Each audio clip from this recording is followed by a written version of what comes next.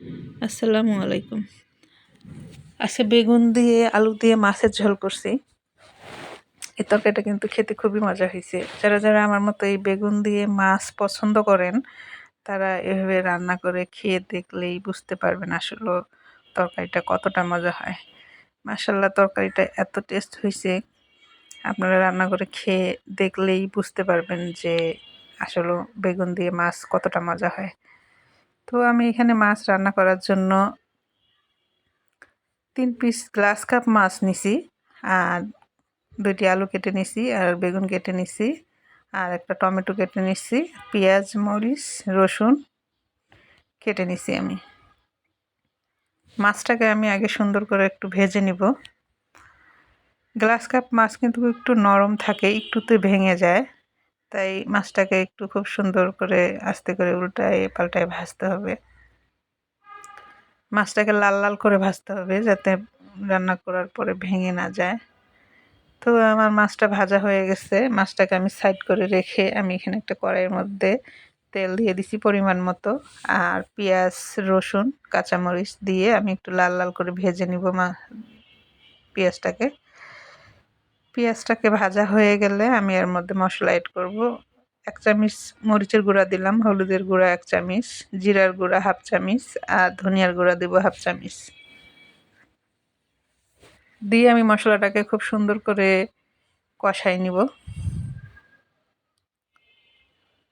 মশলাটাকে খুব সুন্দর করে কষানো হয়ে গেলে আমি আলুটাকে আগে দিয়ে দেব। আলুটা দিয়ে আমি খুব সুন্দর করে একটু কষাবো।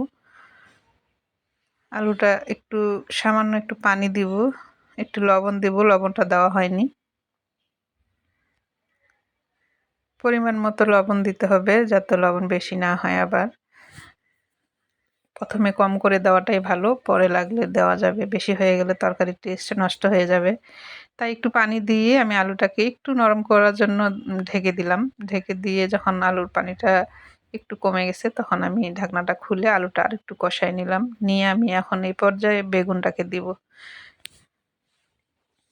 বেগুনটাকে আমি আগে এই কারণে দেইনি যে আলু সিদ্ধ হইতে হইতে বেগুন কিন্তু একদম নরম হয়ে গলে যাবে।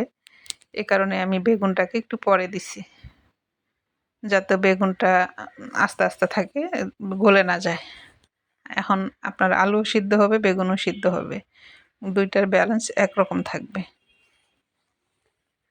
তো আমি একটু ঢেকে দিয়ে আবার একটু কষাবো। কষানো হইলে খুব সুন্দর করে একটু কষানো লাগবে। কষাইলে দেখতে পাবেন যে তরকারির থেকে খুব সুন্দর তেল বের হয়ে আসতেছে। তো এ পর্যায়ে কষানো হয়ে গেলে তখন আমি ঝোল দিয়ে দেবো। পরিমাণ মতো ঝোল দেব, বেশি ঝোল দিব না। বেগুনের তরকারিতে বেশি ঝোল দিলে আবার পানসা পানসা লাগবে, এ কারণে আমি অল্প করেই ঝোল দিছি। আর একটা টমেটো কেটে রাখছিলাম, টমেটোটাকে দিয়ে দিলাম, মাছগুলোকে দিয়ে দিচ্ছি।